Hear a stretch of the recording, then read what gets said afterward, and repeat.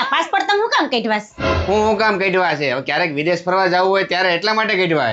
તો પછી કેદી જવાનું છે? આ પેડા પેડા હળી જાય પછી હજી ઉનાળુ વેકેશન ચાલુ છે ને તો થાઈલેન્ડ ની ટિકિટ બુક કરાવી નાખો. હાલો હવે ના જવાય, દેશભક્તિનો સવાલ છે, સમજો. तो कम से कम 1 साल के लिए हमें विदेशों में जाने की बातों को टालना चाहिए. તો એક કામ કરો, વિદેશ નો લઈ જાવ કઈ નહીં, અહીંયા ક્યાંક તો લઈ જાવ. ક્યાં તાર જવું?